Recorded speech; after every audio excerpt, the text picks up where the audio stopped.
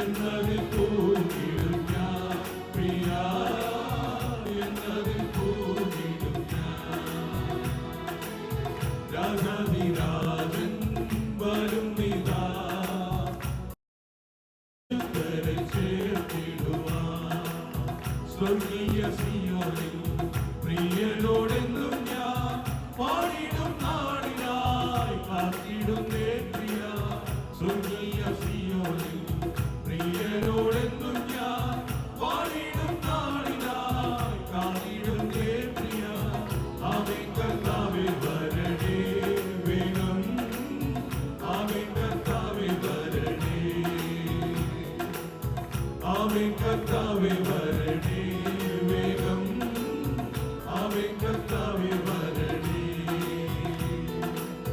രാജാധിരാജൻ വരും നിതാ, തന്റെ വിശുദ്ധരെ ചേർത്തിടുവാൻ.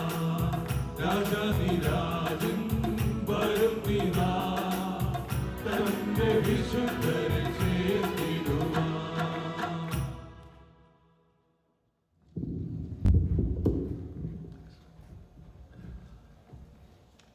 Praise and glory be to our Lord and Savior Jesus Christ. നമ്മുടെ കർത്താവും രക്ഷിതാവുമായ യേശുക്രിസ്തുവിന് മഹത്വവും സ്തുതിയും. I thank and praise God for this beautiful time and opportunity that He has given all of us to worship our Lord in spirit and in truth. നമ്മുടെ കർത്താവിനെ ആത്മാവിലും സത്യത്തിലും ആരാധിക്കുവാൻ തന്ന മനോഹരമായ നിമിഷത്തിനായിട്ട് ഞാൻ ദൈവത്തിന് നന്ദിയും സ്തുതിയും അർപ്പിക്കുന്നു. In the closing session last night, our dear Aishan mentioned that we serve a risen Lord. ഇന്നലത്തെ പര്യവസാനിക്കുന്ന അവസരത്തിൽ ഇന്നലെ ഞാൻ പറയുകയുണ്ടായി, നാം സേവിക്കുന്നത് ഉയർത്തെഴുന്നേറ്റ ഒരു കർത്താവിനെയാണ്. As the whole world celebrates a risen Savior, what a beautiful opportunity and privilege it was for us to remember that He died for us and He lives for us today. ലോകം മുഴുവൻ ഉയർത്തെഴുന്നേറ്റ ഒരു കർത്താവിനെ സ്തുതിക്കുമ്പോൾ ഇതെത്ര മനോഹരമായ ഒരു അവസരമാണ്. അവൻ നമുക്ക് വേണ്ടി മരിക്കുകയും ഉയർത്തെഴുന്നേൽക്കുകയും ചെയ്തു എന്നുള്ളത്. Our dear brother Johnny did mention yesterday that the meeting closes at 11:30 this morning. ഇന്ന് പ്രഭാതത്തിൽ നമ്മുടെ യോഗം 11:30 അവസാനിക്കും എന്ന് ജോണി സഹോദരൻ ഇന്നലെ പറയുകയുണ്ടായി. So I was trying to calculate how many minutes of time I have. എനിക്ക് എത്ര സമയം ഉണ്ട് എന്ന് ഒന്ന് കണക്ക് കൂട്ടുവാൻ ഞാൻ ശ്രമിക്കുകയായിരുന്നു. And the first thing I looked at the clock and it says 11:49 already. ക്ലോക്കിൽ 11:49 ആണ് ഇപ്പോൾ കാണിക്കുന്നത്. So I know it's not been corrected, but God willing, in the next 35 minutes we'll look into God's word. Clock ശരിയായ രീതിയിൽ ക്രമീകരിച്ചിട്ടില്ല എന്നറിയാം, എങ്കിലും ദൈവഹിതപ്രകാരം അടുത്ത 35 മിനിറ്റ് കൊണ്ട് ദൈവവചനത്തിലേക്ക് നമുക്ക് ശ്രദ്ധിക്കാം. Before I begin, I would like to assure you with perhaps the same thing that the famous American actress Elizabeth Taylor could have told each of her 7 husbands before she married them. ഈ സന്ദേശം ആരംഭിക്കുന്നതിന് മുമ്പായി പ്രശസ്തയായ American നടി Elizabeth Taylor അവളുടെ 7 ഭർത്താക്കന്മാരോടും പറഞ്ഞ ഒരേ ഒരു കാര്യം നിങ്ങളോടൊന്ന് ആവർത്തിക്കുവാൻ ഞാൻ ആഗ്രഹിക്കുന്നു. Which is, I will not keep you long. നിങ്ങളെ അധിക സമയം ഞാൻ മുഷിപ്പിക്കുകയില്ല എന്നായിരുന്നു അത്. In the time ahead, we will turn to John chapter 6. യോഹന്നാന്റെ സുവിശേഷം 6-ാം അധ്യായത്തിലേക്ക് നമുക്ക് തിരിയാം. This is a very big chapter. ഇതൊരു വലിയ അധ്യായമാണ്. This has 71 verses. ഇതിന് 71 വാക്യങ്ങളുണ്ട്. There are only a couple of chapters in New Testament that are longer than this chapter. ഈ അധ്യായത്തെക്കാൾ നീളം കൂടിയ ഏതാനും ചില അധ്യായങ്ങൾ മാത്രമേ പുതിയ നിയമത്തിലുള്ളൂ. There is Luke chapter 1 with 80 verses that comes into our minds first. നമ്മുടെ മനസ്സിലേക്ക് ആദ്യം കടന്നു വരുന്ന ലൂക്കോസിന്റെ സുവിശേഷം 1-ാം അധ്യായം 80 വാക്യങ്ങളോടുകൂടെ. There is also Matthew chapter 26 with 75 verses. അതോടൊപ്പം തന്നെ മത്തായി സുവിശേഷം 26-25. So this is not much behind, 4 verses less. This is the third longest chapter in terms of verses in the New Testament with 71. 71 വാക്യങ്ങളോടുകൂടെ പുതിയ നിയമത്തിലെ 3-ാമത്തെ ഏറ്റവും വലിയ അധ്യായമായിട്ട് ഇത് ആയിരിക്കുന്നു. I remember the times as a child we used to have the night prayers and we have to read one chapter. ഒരു പൈതലായിരുന്നപ്പോൾ ഞങ്ങൾക്ക് രാത്രികാല പ്രാർത്ഥനയുണ്ടായിരുന്നു. ഞങ്ങൾ ഒരു അധ്യായം വെച്ച് വായിക്കണമായിരുന്നു. And there is no dinner before finishing the prayer. പ്രാർത്ഥിക്കാതെ ഞങ്ങൾക്ക് അത്താഴം ഉണ്ടായിരുന്നില്ല. And so whenever we encountered these long chapters, we would feel very, very sad because we have to keep reading and reading, and the chapter does not end. It is sometimes like the songs that K.V. Simon Sir writes.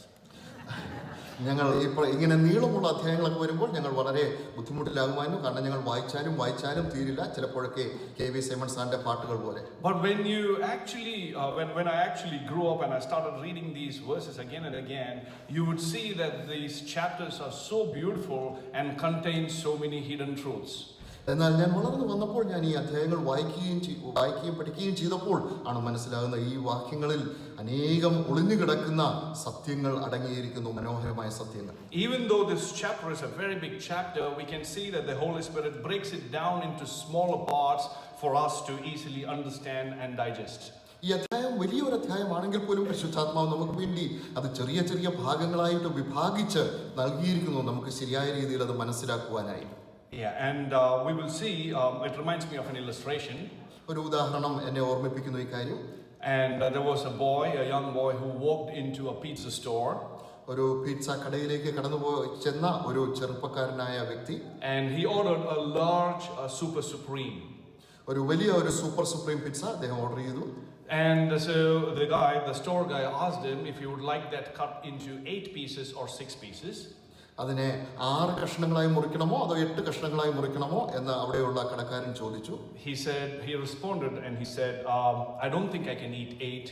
Please cut it into 6 pieces.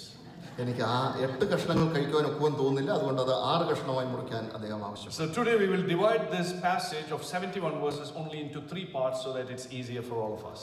ഈ 71 വാക്യങ്ങളെ 3 ഭാഗങ്ങളായിട്ട് നാം തിരിക്കുവാൻ ആഗ്രഹിക്കുന്നു, അത് നമുക്ക് എളുപ്പത്തിന് വേണ്ടി. Yeah, the first part you will see is verse 1 to 15. ആദ്യത്തെ ഭാഗം നിങ്ങൾ കാണുന്നത് 1 മുതൽ 15 വരെയുള്ള വാക്യങ്ങൾ. Which is feeding the multitude. അത് പുരുഷാരത്തെ തൃപ്തരാക്കുന്നത്. And this outlines or this encompasses the physical food. ഇത് ശാരീരികമായ ഭക്ഷണത്തെ കുറിക്കുന്നു. And in the second part from verse 16 to verse 22, രണ്ടാമത്തെ ഭാഗം 16 മുതൽ 22 വരെ we'll see about feeding the faith and starving the fears.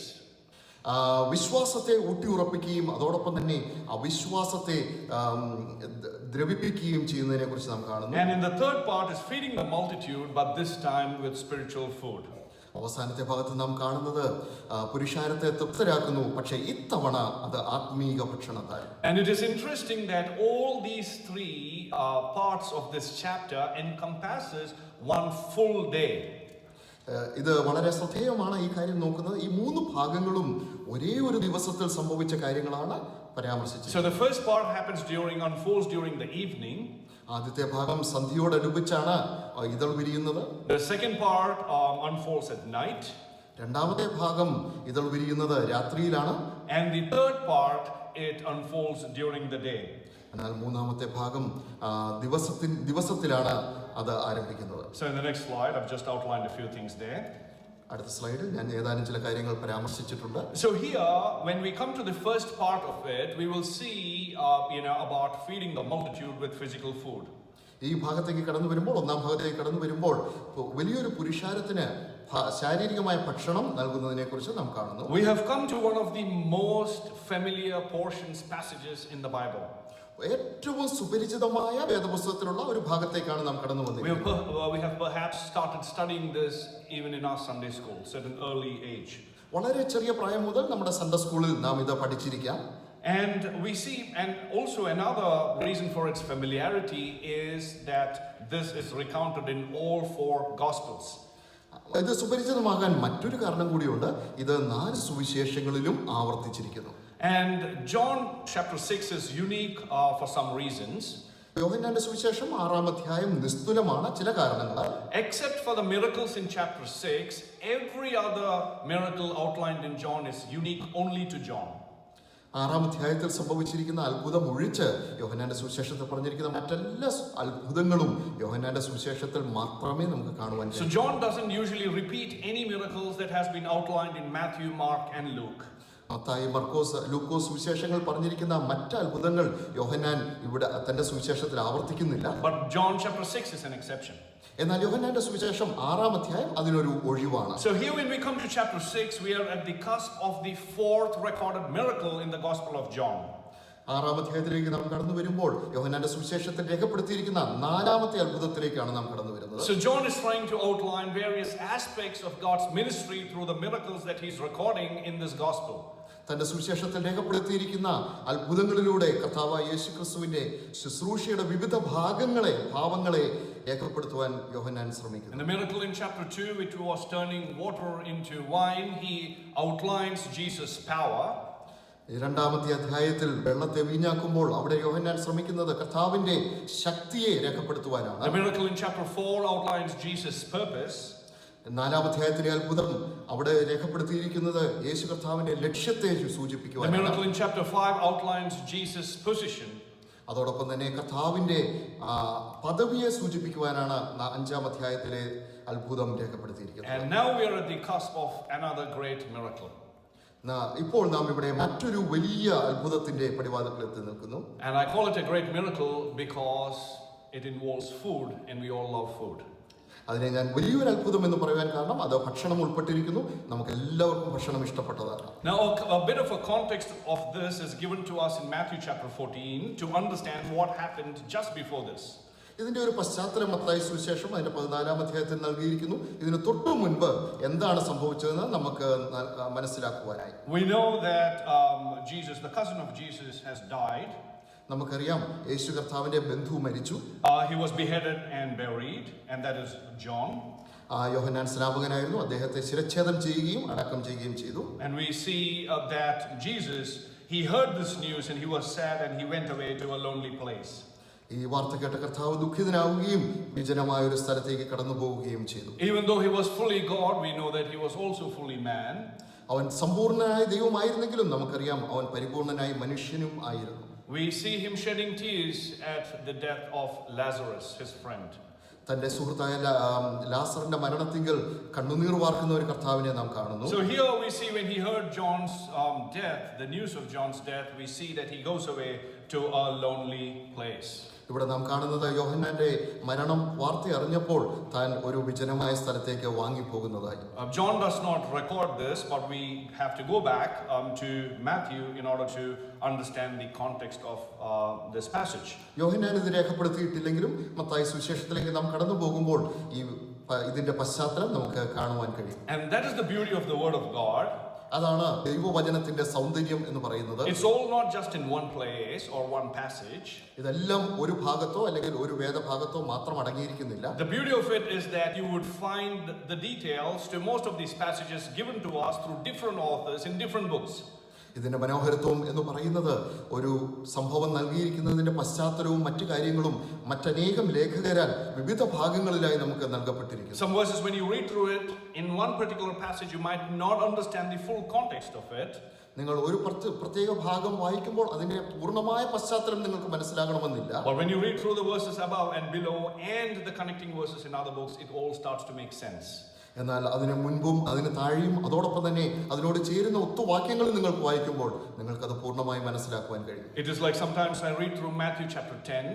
അത് ചിലപ്പോഴൊക്കെ ഞാൻ മത്തായി സുവിശേഷം 10-ാം അധ്യായം വായിക്കുമ്പോൾ When I come to verse 31, if I read just the verse, I don't understand what it means to me. അതിന്റെ 31-ാം വാക്യത്തിലേക്ക് കടന്നു വരുമ്പോൾ ആ വാക്യം മാത്രം വായിച്ചാൽ അത് എനിക്ക് എന്താണ് അർത്ഥമാക്കുന്നതെന്ന് എനിക്ക് മനസ്സിലാക്കുവാൻ The കഴിയും. verse in Matthew 10:31 says, "The Lord has numbered the very hairs on your head." അവിടെ പറഞ്ഞിരിക്കുന്നു നിന്റെ തലയിലെ മുടിയുടെ ഓരോന്നും കർത്താവ് എണ്ണിയിരിക്കുന്നു എന്ന്. There's not much left to number there for me. അധികം എന്നെ സംബന്ധിച്ചിടത്തോളം എണ്ണുവാനില്ല. Some of you are laughing, but you also have, it's starting to decline over the years as I've seen. ചിരിക്കുന്ന നിങ്ങളുടെയും അതിന് കുറവ് വന്നിരിക്കുന്നതായിട്ട് ഞാൻ കാണുന്നു. But when you read the verses above and you read the verses below, it all makes sense to you because you read that in a context and you understand how that verse is applicable to you in your lives. എന്നാൽ അതിനു മുൻപും അതിനു പിൻപുമുള്ള ഭാഗങ്ങൾ വായിക്കുമ്പോൾ അത് പശ്ചാത്തലം എന്താണെന്നും അത് നിങ്ങളുടെ ജീവിതത്തിൽ എങ്ങനെ പ്രായോഗികമാണെന്നും നിങ്ങൾക്ക് മനസ്സിലാവും. So when you come here in verse 7 we read about a 200 denarii test. ഇവിടെ കടന്നു വരുമ്പോൾ 7-ാം വാക്യത്തിൽ നാം വായിക്കുന്നു ഒരു 200 നാണ്യത്തിന്റെ ഒരു പരിശോധനയെ കുറിച്ച് വായിക്കുന്നു. Now the equivalent of that, just for us to understand, is 1 denarii would be 1 day's wage.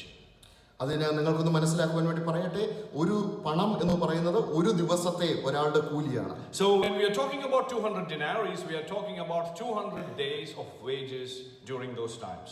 അക്കാലത്തെ 200 ദിവസത്തെ ഒരു വ്യക്തിയുടെ കൂലിയെ കുറിച്ചാണ് 200 പണം എന്ന് പറയുമ്പോൾ നാം മനസ്സിലാക്കേണ്ടത്. So there is a test now that Jesus is going to give his disciples. തന്റെ ശിഷ്യന്മാർക്ക് ഒരു പരീക്ഷാ ദൈവം നൽകുവാനായി പോവുകയാണ്. In verse 6 of this chapter we read, "But this he said to test him, for he himself knew what he would do." ഇത് അവനെ പരീക്ഷിപ്പാൻ അത്രേ ചോദിച്ചത്, താൻ എന്ത് ചെയ്യുവാൻ പോകുന്നു എന്ന് താൻ അറിഞ്ഞിരുന്നു. One thing for us to clearly understand is that these tests come from God.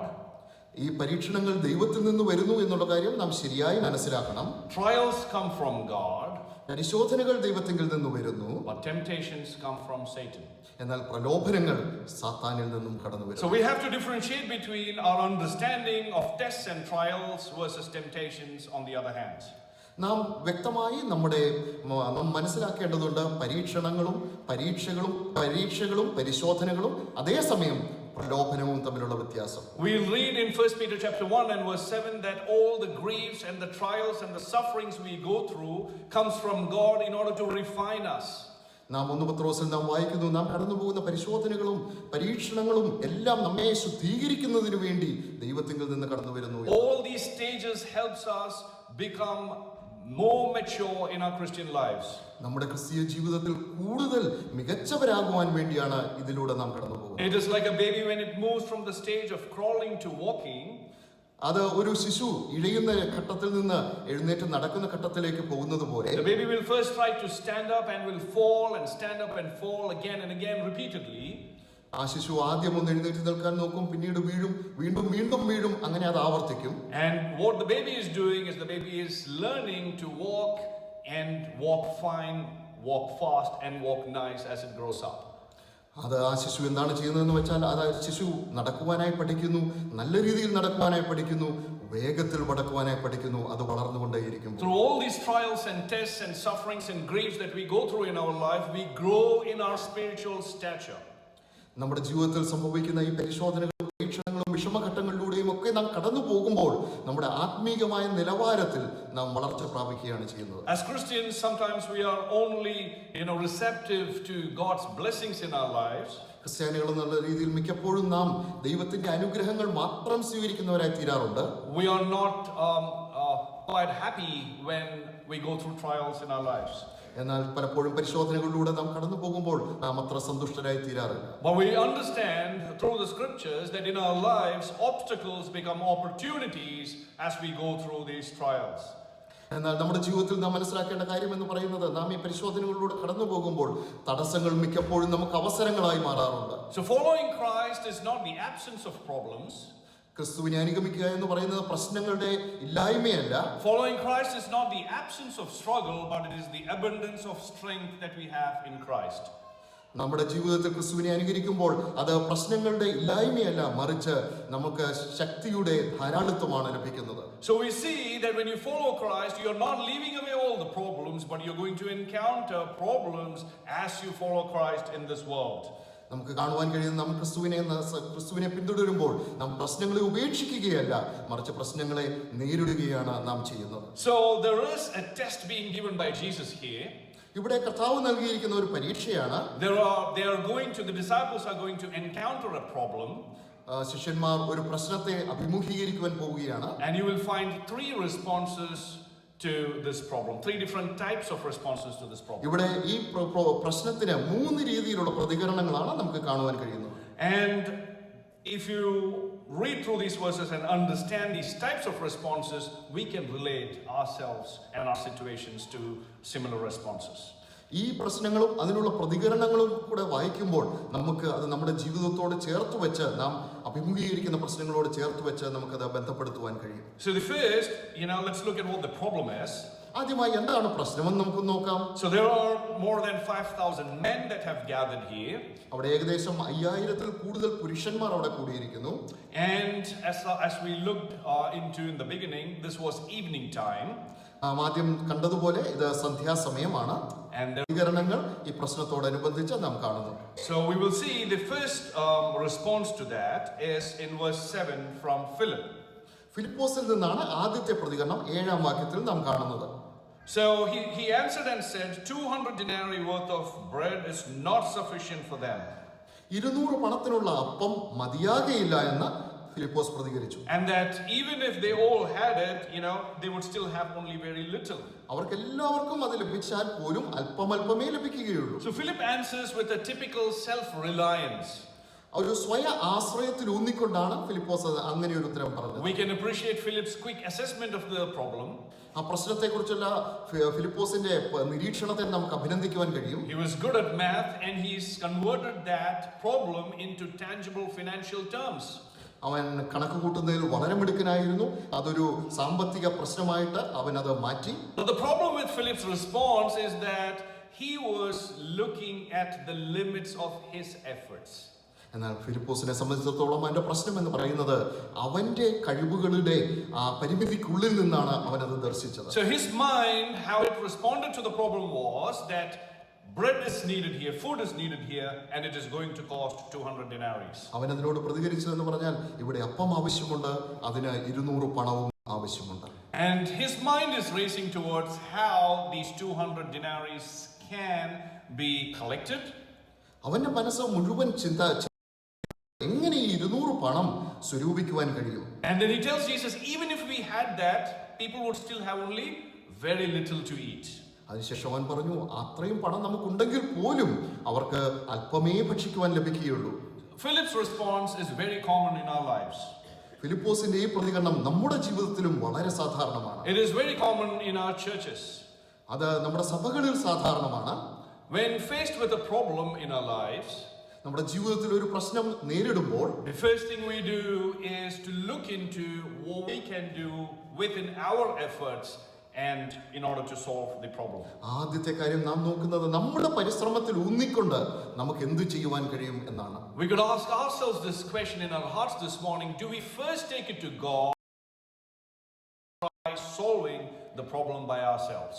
ഇന്ന് പ്രഭാതത്തിൽ നമ്മുടെ ഹൃദയത്തിൽ നമുക്ക് ഈ ചോദ്യം ഒന്ന് ചോദിക്കാം: നമ്മൾ ആദ്യം ദൈവത്തിനെങ്കിലേക്കാണോ ആ പ്രശ്നവുമായി പോകുന്നത്, അതോ നമ്മിൽ ഊന്നിക്കൊണ്ട് നാം അത് പരിഹരിക്കാൻ ശ്രമിക്കും? Do we take it to the Lord in prayer first and ask for God's guidance, or do we, like Philip here, convert that into tangible financial terms which we can solve by ourselves? നാം ആദ്യം അത് പ്രാർത്ഥനയിൽ ആ പ്രശ്നം ദൈവത്തിലേക്ക് കൊണ്ടുപോയി ദൈവത്താൽ പരിഹരിക്കുവാൻ ശ്രമിക്കുമോ, അതോ ഫിലിപ്പോസിനെ പോലെ നമ്മുടെ സ്വയത്തിൽ ഊന്നിക്കൊണ്ട് അതൊരു സാമ്പത്തിക പ്രശ്നമാക്കി മാറ്റി നാം പരിഹരിക്കുവാൻ നോക്കുമോ? Everything we try and do by our efforts and might will always come back short. It cannot fulfill God's great mission. നാം നമ്മുടെ സ്വയത്തിൽ ഊന്നിക്കൊണ്ട് ചെയ്യുന്ന എല്ലാ കാര്യങ്ങളും എപ്പോഴും കുറവുള്ളതായി തീരും. അത് ദൈവത്തിന്റെ മഹത്തായ ദൗത്യം പൂർത്തീകരിക്കുവാൻ പര്യാപ്തമാവുകയില്ല. No matter how good we are, no matter how strong we are, no matter how powerful we are as human beings, as God's creation, we can never ever fulfill God's mission through our own efforts. നാം എത്ര മികച്ചവരായിക്കോട്ടെ, മിടുക്കരായിക്കോട്ടെ, ശക്തരായിക്കോട്ടെ, ബലവാന്മാരായിക്കോട്ടെ, എന്നാൽ മനുഷ്യരെന്ന രീതിയിൽ നമുക്കൊരിക്കലും സമ്പൂർണമായി ദൈവത്തിന്റെ ദൗത്യം നമ്മളാൽ മാത്രം പൂർത്തീകരിക്കുവാൻ കഴിയുകയില്ല. Everything that we do with our efforts will come back empty and come back short. നാം നമ്മുടെ പരിശ്രമത്തിൽ ചെയ്യുന്ന എല്ലാ കാര്യങ്ങളും പലപ്പോഴും ശൂന്യമായും കുറവുള്ളതായും മാത്രമേ തീരുകയുള്ളൂ. Maybe sometimes you may be able to collect the 200 denarii. ചിലപ്പോൾ നിങ്ങൾക്ക് 200 പണം ശേഖരിക്കുവാൻ കഴിഞ്ഞേക്കാം. But as Philip said, even then everyone will have only very little to eat. They will not be satisfied. എന്നാൽ ഫിലിപ്പോസ് പറഞ്ഞതുപോലെ അങ്ങനെയാണെങ്കിൽ പോലും എല്ലാവർക്കും അല്പാൽപമേ ലഭിക്കുകയുള്ളൂ, അവരെ തൃപ്തരാക്കുവാൻ സാധിക്കുകയില്ല. And that is a very common response in our lives. ഇതാണ് നമ്മുടെ ജീവിതത്തിലെ വളരെ സാധാരണമായ ഒരു പ്രതികരണം. Self-reliance, looking into our own efforts. സ്വയാശ്രയം, നമ്മുടെ പരിശ്രമത്തിൽ മാത്രം നോക്കുക. Bible is replete with examples and stories and incidents where people have relied on their wisdom and their strength, and we see what a great failure it ended up. വേദപുസ്തകം മുഴുവൻ മനുഷ്യർ തങ്ങളുടെ സ്വയത്തിൽ ആശ്രയിക്കുകയും പരാജയപ്പെടുകയും ചെയ്യുന്നതിന്റെ അനേക കഥകളാൽ നിറഞ്ഞിരിക്കുന്നു. Even when God promised the father of believers, Abraham, that he would have an offspring, and when it was getting late, they decided to come up with a solution themselves. വിശ്വാസികളുടെ പിതാവായ അബ്രഹാമിനോട് ദൈവം തന്നെ നിനക്കൊരു സന്തതി ഉണ്ടാകും എന്ന് പറഞ്ഞപ്പോൾ അത് അല്പം താമസിച്ചു കഴിഞ്ഞപ്പോൾ അവൻ സ്വയത്തിൽ ആശ്രയിക്കുന്നതായി നാം കാണാം. And then we see that Hagar and Ishmael enter the scene as a result of their self-reliance. അവിടെ സ്വയാശ്രയത്തിന്റെ ഫലമായി ഹാഗാറും ഇസ്മയിലും ആ രംഗപ്രവേശം ചെയ്യുന്നത് നാം കാണുന്നു. Sometimes we are not willing to wait for God to intervene in our lives. എന്നാൽ ചിലപ്പോഴൊക്കെ നമ്മുടെ ജീവിതത്തിൽ ദൈവം പ്രവർത്തിക്കുവാൻ കാത്തിരിക്കാറില്ല. We are all in a hurry and we want to rely on our efforts to solve the problems at hand. നമ്മുടെ ജീവിതത്തിലെ പ്രശ്നങ്ങൾ നമ്മുടെ സ്വയത്തിൽ നാം ആശ്രയിക്കുകയാണ്. That is the same thing we'll see in Exodus chapter 32 as well. അതേ കാര്യം തന്നെയാണ് പുറപ്പാട് പുസ്തകം 32-ാം അധ്യായത്തിലും നാം കാണുന്നത്. Moses was away. മോശെ ദൂരെ മാറിപ്പോയിരുന്നു. He was away for 40 days. 40 ദിവസത്തോളം മോശെ മാറി നിന്നിരുന്നു. So God was not appearing to the Israelites for 40 days. 40 ദിവസത്തോളം ദൈവം ഇസ്രായേൽ മക്കൾക്ക് പ്രത്യക്ഷപ്പെട്ടിരുന്നില്ല. They needed to see a God. അവർക്കൊരു ദൈവത്തെ കാണേണ്ട ആവശ്യമുണ്ടായിരുന്നു. So they came up with the idea of a golden calf. അപ്പോൾ അവർ ഒരു സുവർണ്ണ കാളക്കുട്ടിയുടെ ആശയവുമായി കടന്നു വന്നു. And we know what a great failure that ended out to be. അത് എത്ര വലിയൊരു പരാജയമായി തീർന്നു എന്ന് നമുക്കറിയാം. It is interesting. I always go through that passage because it is very interesting in chapter 32. ഞാൻ എപ്പോഴും ആ ഭാഗത്തൂടെ കടന്നു പോകും, കാരണം അത് വളരെ ശ്രദ്ധേയമാണ്. When Moses confronted Aaron about this golden calf, ഈ സ്വർണ്ണ കാളക്കുട്ടിയെ കുറിച്ചുള്ള കാര്യത്തിൽ മോശെ അഹരോനോട് എതിരിട്ടപ്പോൾ he does what we all always do. നാം ഒക്കെ ചെയ്യുന്ന ഒരേ കാര്യമാണ് അവരും ചെയ്തത്. And what is that? അതെന്താണ്? Just pass the blame to others. മറ്റുള്ളവരേക്ക് ആ കുറ്റം ഏൽപ്പിച്ചു കൊടുക്കുക. He puts the blame on three things here. 3 കാര്യങ്ങളിൽ അവൻ കുറ്റം അർപ്പിച്ചു. In verse 22, he says, "Do not let the anger of my Lord become hot.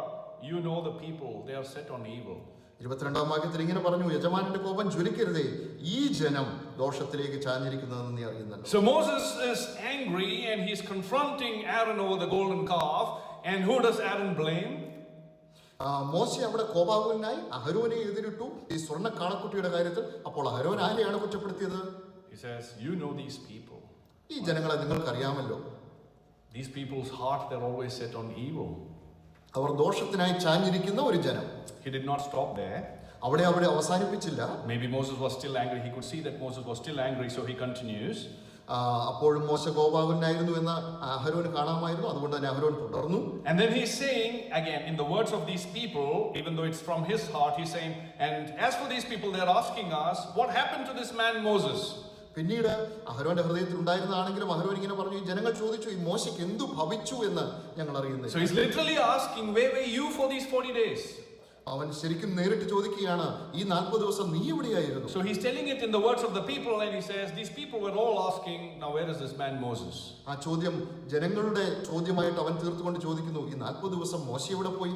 So second, he puts the blame on Moses. രണ്ടാമതായി അവൻ മോശയുടെ മേൽ കുറ്റം ചാർത്തുന്നു. And third one is more interesting. മൂന്നാമത്തെ കാര്യം അതിലും ശ്രദ്ധേയമാണ്. He says how innocent he is in this whole episode. ഈ സംഭവത്തിൽ അവൻ എത്ര നിഷ്കളങ്കനാണെന്ന് അവൻ പറയുന്നു. He says, I just said whoever has any gold, let them break it off and give it to me. ഞാൻ ഇത്രയേ പറഞ്ഞുള്ളൂ, പൊന്നുള്ളവർ അത് പറിച്ചെടുത്ത് എനിക്ക് നൽകട്ടെ. And I just threw it into this furnace. ഞാൻ ഈ തീയിലേക്ക് അത് എറിഞ്ഞു. And guess what? This calf came out. ചിന്തിക്കുക, ഈ കാളക്കുട്ടി പുറത്തു വന്നു. So now he's blaming the furnace. അവനിപ്പോൾ ഈ തീയെ കുറ്റപ്പെടുത്തുന്നു. So he says, I'm a good man. ഞാനൊരു നല്ല മനുഷ്യനാണ്. I just asked them to give me all their gold. ഞാൻ അവരോട് ആകെ പറഞ്ഞത് ഈ സ്വർണം എനിക്ക് നൽകുക. Probably I didn't like it. I just threw it into the fire. എനിക്ക് ചിലപ്പോൾ അത് ഇഷ്ടപ്പെട്ട് കാണുകയില്ല. ഞാൻ ഈ തീയിലേക്ക് അത് വലിച്ചെറിഞ്ഞു. And the verse says, and the calf came out. അതിൽ നിന്നൊരു കാളക്കുട്ടി പുറത്തു വന്നു.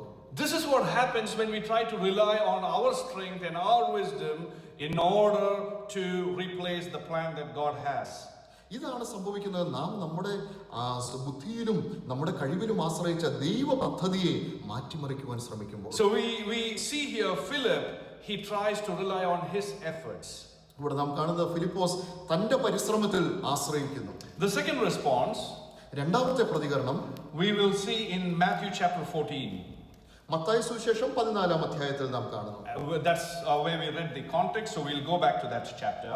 അതിന്റെ പശ്ചാത്തലം നാം അവിടെയാണ് വായിക്കുന്നത്. അധ്യായത്തിലേക്ക് നാം മടങ്ങി പോകാം. Let's read verse 15. 15-ാം വാക്യം നമുക്കൊന്ന് വായിക്കാം.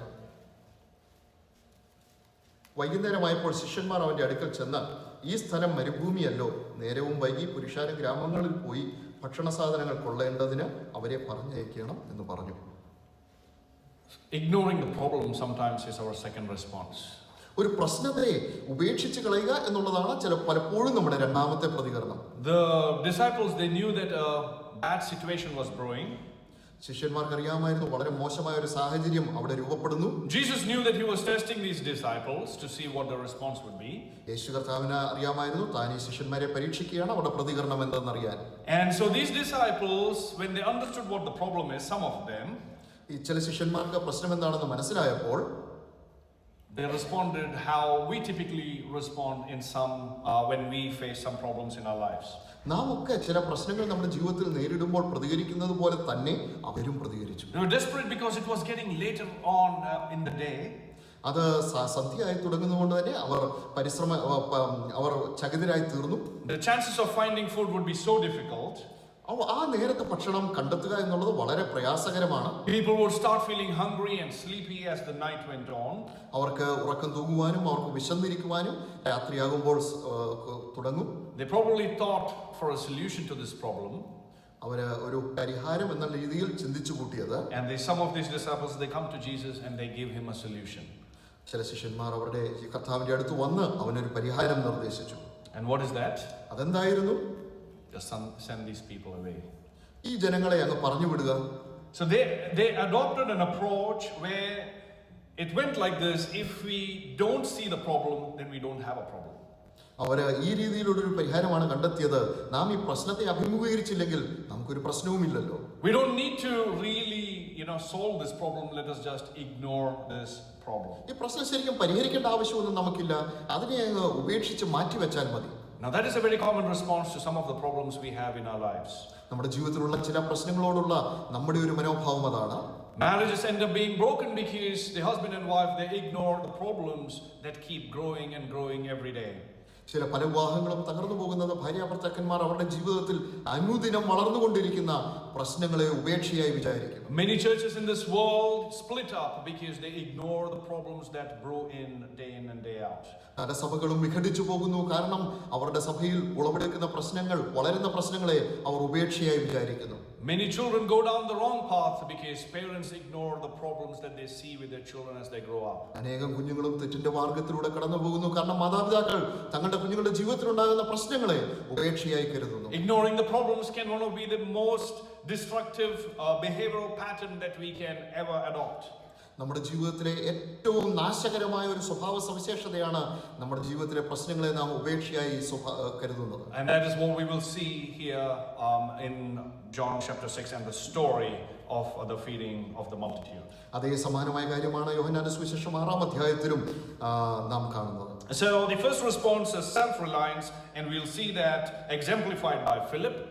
ഒന്നാമത്തെ പ്രതികരണം എന്ന് പറയുന്നത് സ്വയാശ്രയമാണ്. അത് ഫിലിപ്പോസ് ആണ് അവിടെ ചെയ്തത്. And then we see the second response to the problem is ignoring the problem.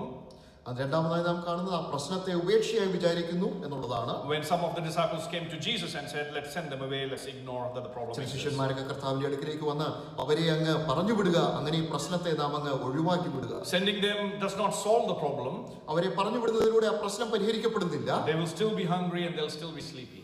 അവർ അപ്പോഴും ഉറക്കം തൂങ്ങുകയും അവർ വിശന്നിരിക്കുകയും ചെയ്യും. Now let's look at the third response. മൂന്നാമത്തെ പ്രതികരണത്തിലേക്ക് നോക്കാം. Verse 8. 8-ാം വാക്യം. One of the disciples, Andrew, Simon Peter's brother, comes to Jesus. ശിമോൻ പത്രോസിന്റെ സഹോദരനായ അന്ത്രയോസ് യേശുവിന്റെ അടുക്കിലേക്ക് വരുന്നു. And what does he do? He brings in the lunch box of a small boy. അവിടെ ഒരു ബാലകന്റെ, ഒരു ചെറിയ മകന്റെ ഭക്ഷണപാത്രം കൊണ്ടുവരുന്നു. Let us assume that he didn't pull the lunchbox from the boy and the boy willingly gave the lunchbox to Andrew. നമുക്ക് ഇങ്ങനെ ഊഹിക്കാം, അവൻ ആ കുഞ്ഞിന്റെ കയ്യിൽ നിന്ന് ആ പാത്രം തട്ടിപ്പറിച്ചതല്ല, അവൻ സോമനസാലെ കൊടുത്തതാണ് എന്ന്. Andrew had already witnessed so many miracles that Jesus has performed. അന്ത്രയോസ് കർത്താവ് ചെയ്ത അനേകം അത്ഭുതങ്ങൾ ഇതിനു മുൻപ് തന്നെ ദർശിച്ചിരിക്കുന്നു. He's also witnessed how Jesus turned water into wine. കർത്താവ് വെള്ളം എങ്ങനെ വീഞ്ഞാക്കി എന്നുള്ളതിനും അവൻ സാക്ഷിയായിരുന്നു. He saw how Jesus is capable at exercising power and control even over nature and life and food and everything. അതോടൊപ്പം തന്നെ അന്ത്രയോസിന് അറിയാമായിരുന്നു കർത്താവ് തന്റെ ശക്തി ഉപയോഗിച്ച പ്രകൃതിയെയും ഭക്ഷണത്തെയും അതോടൊപ്പം തന്നെ ജീവനെ തന്നെയും നിയന്ത്രിക്കുന്നത് എങ്ങനെയാണെന്ന്. So Andrew looks beyond human capabilities and seeks divine intervention.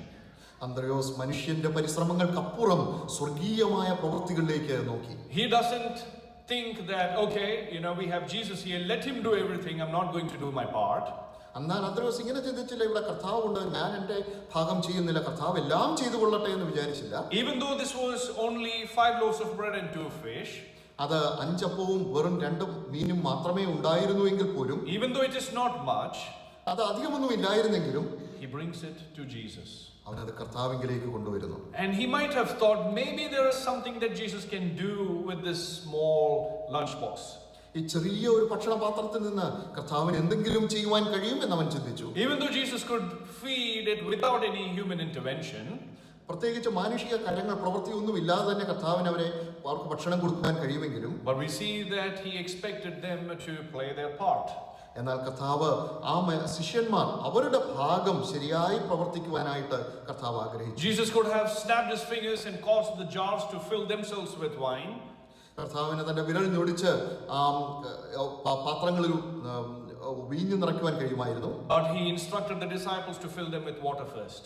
എന്നാൽ അവൻ തന്റെ ശിഷ്യന്മാരോട് ആ കൽഭരണികളിൽ വെള്ളം നിറയ്ക്കുവാനാണ് ആദ്യം ആവശ്യപ്പെട്ടത്. Jesus could snap his fingers and get the fish from the sea to jump into the boats.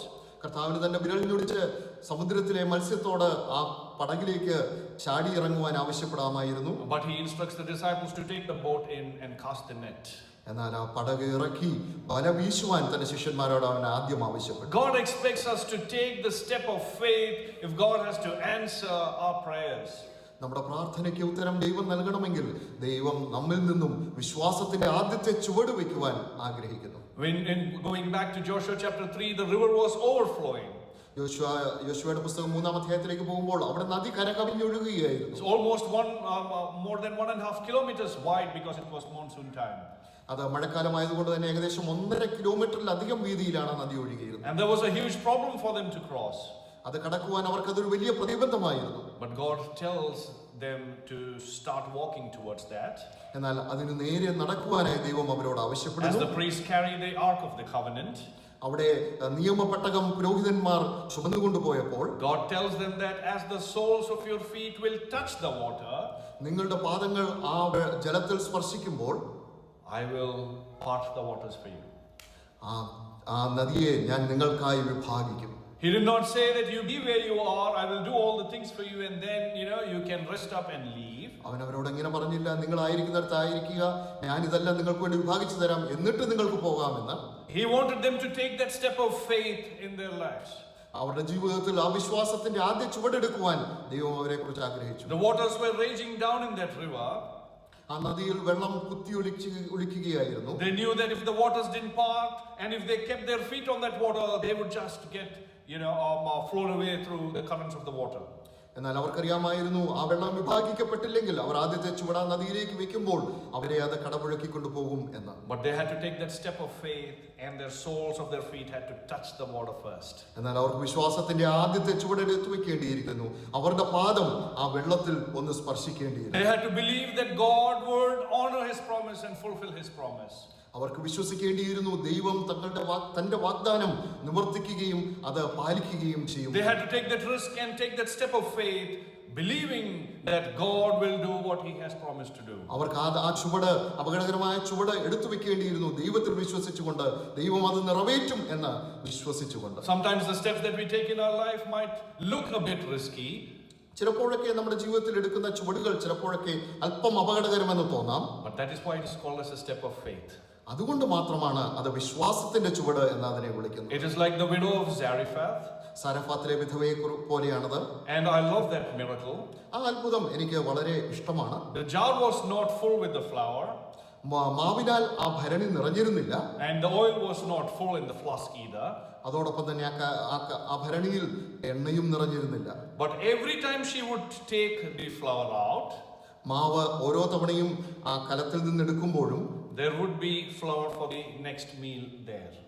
അടുത്ത തവണത്തെ ഭക്ഷണത്തിനായി അവിടെ മാവുണ്ടായി. So when you are scraping through the bottom of the jar and taking the flour out, you had to have the faith that you would have something in there the next time you put your hands into the jar. ഓരോ വട്ടവും ആ കലത്തിൽ നിന്ന് അതിന്റെ അടിത്തട്ടിൽ നിന്ന് മാവ് കോരിയെടുക്കുമ്പോൾ നിങ്ങൾക്കൊരു വിശ്വാസം ഉണ്ടാകേണ്ടിയിരിക്കുന്നു, അടുത്ത പ്രാവശ്യം ഭക്ഷണത്തിനായി അതിൽ വീണ്ടും മാവ് നിറയും എന്ന്. And her thoughts would have been, if God has given it to me this morning, he is capable of giving it to me this afternoon too. അവളുടെ ചിന്ത ഇങ്ങനെയായിരിക്കാം, ഇന്ന് പ്രഭാതത്തിൽ എനിക്ക് ദൈവം ഈ മാവ് നൽകിയെങ്കിൽ അടുത്ത ഉച്ച സമയത്തും എനിക്ക് ഭക്ഷണത്തിനുള്ള മാവ് ദൈവം നൽകും. If He has led me all these years, He is capable to lead me for the rest of my life too. ഈ വർഷങ്ങളൊക്കെ ദൈവം എന്നെ നടത്തിയെങ്കിൽ എന്നെ മിച്ചമുള്ള വർഷങ്ങളിലും നടത്തുവാൻ അവൻ പര്യാപ്തനാണ്. King David, the psalmist, he recounts in one of the psalms, I was young but now I am old. ദാവീദ് തന്റെ ഒരു സങ്കീർത്തനത്തിൽ ഇങ്ങനെ പറയുന്നു, ഞാൻ യൗവനക്കാരനായിരുന്നു എന്നാൽ ഇപ്പോൾ ഞാൻ വൃദ്ധനായിരിക്കുന്നു. And I have never seen the righteous forsaken. ഒരിക്കലും നീതിമാൻ തുണയില്ലാതിരിക്കുന്നത് ഞാൻ കാണുന്നില്ല. God never forsakes His children. ദൈവം ഒരിക്കലും തന്റെ മക്കളെ മറന്നു പോകുന്നില്ല. Yes, we go through griefs and നാം കണ്ണുനീരിലൂടെയും പ്രശ്നങ്ങളിലൂടെയും ബുദ്ധിമുട്ടുകളിലൂടെയും കടന്നു പോകും. but we have God who is with us when we go through the storms in our lives. എന്നാൽ നമ്മുടെ ജീവിതത്തിലെ കൊടുങ്കാറ്റുകളിലൂടെ നാം കടന്നു പോകുമ്പോൾ നമുക്ക് നമ്മോടൊപ്പം നമ്മുടെ ദൈവമുണ്ട്. He is always with us even when we walk through the valley of shadow of death. മരണനിഴലിൻ താഴ്വരയിൽ കൂടി നാം കടന്നു പോകുമ്പോൾ അവിടെയും അവൻ നമ്മോടൊപ്പമുണ്ട്. So we see Andrew's response here was to be reliant on God. ഇവിടെ അന്ത്രയോസിന്റെ പ്രതികരണം എന്ന് പറയുന്നത് ദൈവത്തിൽ ആശ്രയിച്ചുകൊണ്ടുള്ളതായി. While he relied on God, he took that step of faith. ദൈവത്തിൽ ആശ്രയിച്ചുകൊണ്ട് അവൻ ആ വിശ്വാസത്തിന്റെ ചുവട് വെച്ചു. And what a beautiful blessing it was. എത്ര മനോഹരമായ ഒരു അനുഗ്രഹമായിരുന്നു. They all ate and they were full. അവരെല്ലാവരും ഭക്ഷിക്കുകയും അവരെല്ലാവരും There were തൃപ്തരാകുകയും. still 12 baskets of food left. ഏകദേശം 12 കുട്ടിയോളം ഭക്ഷണം പിന്നെയും മിച്ചമുണ്ടായി. So all the people ate these bread and fish and they were full. ഈ അപ്പവും മീനും കഴിച്ച എല്ലാ ജനങ്ങളും തൃപ്തരായി തീർന്നു. We know that they were so happy and they liked the food very much. അവർ വളരെ സന്തുഷ്ടരായിരുന്നു. അവർക്ക് ആ ഭക്ഷണം വളരെ ഇഷ്ടപ്പെട്ടു എന്ന് നമുക്കറിയാം. Because in the second part of the chapter, when they woke up in the morning, Jesus was gone. കാരണം ഈ അധ്യായത്തിന്റെ രണ്ടാം ഭാഗത്ത് അവർ എഴുന്നേറ്റപ്പോൾ കർത്താവ് അവിടെ നിന്ന് പോയിരുന്നു. And they go in search of Jesus. അവർ കർത്താവിനെ തിരഞ്ഞു പോയി. And Jesus is telling them, you have not come to me because of the signs, but because of the food, the bread and the loaves. അപ്പോൾ കർത്താവ് അവരോട് പറയുന്നു, നിങ്ങൾ അത്ഭുതങ്ങൾ നിമിത്തമല്ല എന്നെ തിരഞ്ഞു വന്നത്, പക്ഷേ ഭക്ഷണം ആ അപ്പവും മീനും തേടിയാണ്. So we see here that they all had abundant food and they were all satisfied when this lunchbox was used by God. ഈ ഭക്ഷണപാത്രം ദൈവത്താൽ ഉപയോഗിക്കപ്പെട്ടപ്പോൾ അവർക്ക് ധാരാളമായി ഭക്ഷണം ലഭിക്കുകയും അവരെല്ലാവരും തൃപ്തരായി തീരുകയും ചെയ്തു എന്ന് നമുക്ക് കാണാം. That is what happens in some of our camps. There is plenty and abundance of food. നമ്മുടെ ചില ക്യാമ്പുകളിലൊക്കെ അതാണ് സംഭവിക്കുന്നത്. ധാരാളമായ ഭക്ഷണമുണ്ട്. I saw yesterday that some of our brothers were in diet. They were eating very little. ചില സഹോദരന്മാരൊക്കെ ഭക്ഷണ നിയന്ത്രണത്തിലായിരുന്നു ഇന്നലെ. അവർ വളരെ കുറച്ചേ ഭക്ഷിച്ചുള്ളൂ. If you are like me, you don't know what diet means. എന്നെ പോലെയാണെങ്കിൽ ഭക്ഷണ നിയന്ത്രണം എന്തെന്ന് നിങ്ങൾക്ക് അറിയുകയില്ല. But I leave it all to God because of the verse in Leviticus chapter 3. ലേവ്യ പുസ്തകം 3-ാം അധ്യായത്തിലെ ഒരു വാക്യ നിമിത്തം ഞാൻ എല്ലാം അത് ദൈവത്തിനായി സമർപ്പിക്കുന്നു. Leviticus chapter 3 verse 16 says, all the fat belongs to the Lord. ലേവ്യ പുസ്തകം 3-ാം അധ്യായത്തിൽ എല്ലാ കൊഴുപ്പും നിറഞ്ഞതും ദൈവത്തിനായിട്ട് മാറ്റിവെക്കണമെന്ന് So പറയുന്നു. I don't worry about putting on much fat. അതുകൊണ്ട് തന്നെ ഞാൻ ഒരൊപ്പം എന്റെ ശരീരത്തിൽ കൊഴുപ്പ് നിറയുന്നതിൽ ഞാൻ ദുഃഖിതനല്ല. Quickly, 2 lessons that we learned this morning. രണ്ട് പാഠങ്ങൾ നാം ഈ പ്രഭാതത്തിൽ പഠിച്ച രണ്ട് പാഠങ്ങൾ. He expects us to bring all that we have to him. അവൻ നമുക്കുള്ളതെല്ലാം അവങ്കിലേക്ക് കൊണ്ടുവരുവാനായി പ്രതീക്ഷിക്കുന്നു. As a good gesture, Andrew could have taken 1 bread and 1 fish and given it to the boy just because it was his, and he could have brought the remaining to Jesus, and Jesus could still have done something.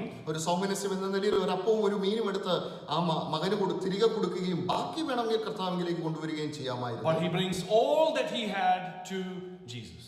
എന്നാൽ അവനുണ്ടായിരുന്ന എല്ലാം അവൻ കർത്താവിലേക്ക് കൊണ്ടുവരും. Sometimes it is easy to bring all of others to Jesus.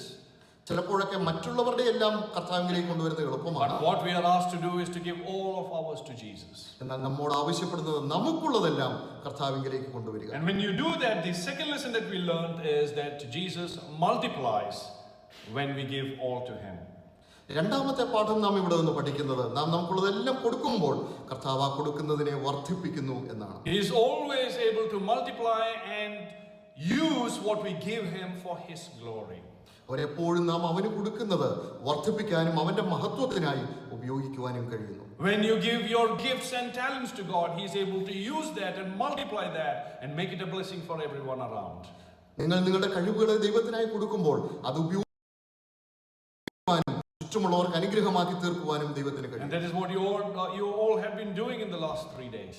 അത് തന്നെയാണ് നിങ്ങൾ എല്ലാവരും കഴിഞ്ഞ 3 ദിവസമായി ചെയ്തുകൊണ്ട്. You've been putting in efforts and using your gifts for the glory of God. നിങ്ങൾ പരിശ്രമങ്ങൾ നടത്തുകയും നിങ്ങളുടെ ദാനങ്ങളെ, നിങ്ങളുടെ നിങ്ങളുടെ കഴിവുകളെ ദൈവത്തിന്റെ മഹത്വത്തിനായി ഉപയോഗിക്കുകയും ചെയ്തു. From kitchen to the registrations to the activities on the stage.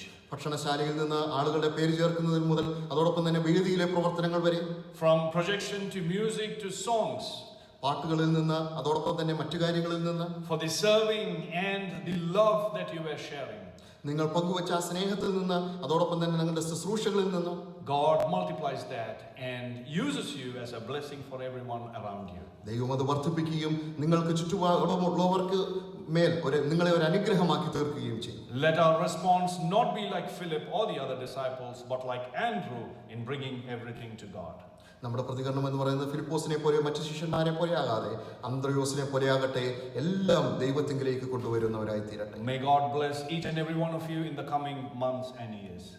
നിങ്ങൾ എല്ലാവരെയും ദൈവം ഇനി വരുന്ന മാസങ്ങളിലും വർഷങ്ങളിലും അനുഗ്രഹിക്കുമാറാകട്ടെ. Even as we leave to Sydney, nourished, spiritually nourished and encouraged by your fellowship and love, please continue to remember each of us in your prayers as well. ആത്മീയരായി പോഷിക്കപ്പെട്ടവരായി അതോടൊപ്പം തന്നെ പ്രചോദിപ്പിക്കപ്പെട്ടവരായി ഞങ്ങൾ സിഡ്നിയിലേക്ക് മടങ്ങിപ്പോകുമ്പോൾ ഞങ്ങൾക്ക് വേണ്ടി തുടർന്നും പ്രാർത്ഥിക്കുക.